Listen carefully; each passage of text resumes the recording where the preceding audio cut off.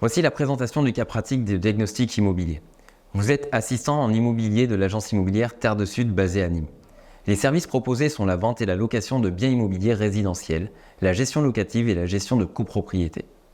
L'agence compte une équipe dynamique de commerciaux et de gestionnaires, tous dédiés à offrir un service client exceptionnel. Jean-Michel Pérolis, négociateur senior en transactions immobilières, vient d'obtenir un nouveau mandat de vente en exclusivité d'un mât appartenant à monsieur et madame Valin sur la commune de Nîmes.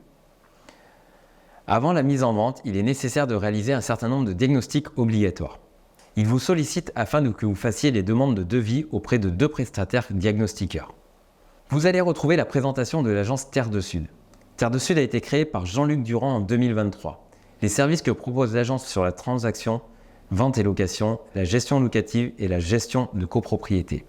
Vous allez donc retrouver l'ensemble des informations concernant cette société, comme son nom, sa date de création, son adresse, sa forme juridique, le SIRET, le gérant et tous les éléments indispensables pour mener à bien votre mission.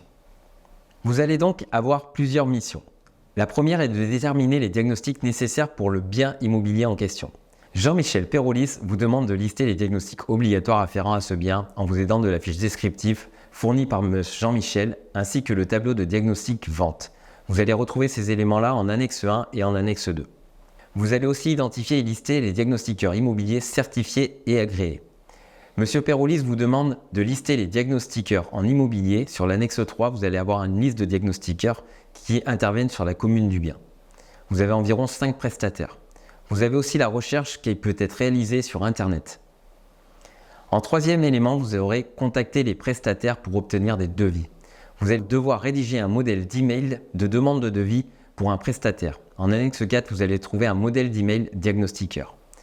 Vous allez aussi fournir les informations nécessaires dans ce mail, telles que le type de bien, la superficie, le nombre de pièces, la localisation, l'année de construction, etc. Après, vous allez devoir analyser et comparer les devis reçus en termes de coûts, délais et services proposés. Vous allez donc prendre connaissance des 2 devis. En annexe 5, vous allez retrouver les devis. Vous allez devoir les analyser et comparer les devis en termes de coûts, délais et services proposés. Dans un email, vous allez devoir faire une proposition au vendeur en exposant votre avis et en le justifiant. Vous allez retrouver en annexe 5 donc les devis et en annexe 6 un email type vendeur. À la suite du choix des vendeurs, vous contactez le diagnostiqueur afin de prendre rendez-vous en tenant compte de la disponibilité des propriétaires. Le prestataire réalise les diagnostics, puis vous transmettrez son rapport. Vous allez retrouver en annexe 7 le dossier de diagnostic technique. En 5e élément, vous devrez vérifier et identifier les anomalies. Vous allez devoir analyser ce dossier de diagnostic technique que vous avez en annexe 7 en répondant aux questions en annexe 8 avec l'analyse du diagnostic de dossier technique.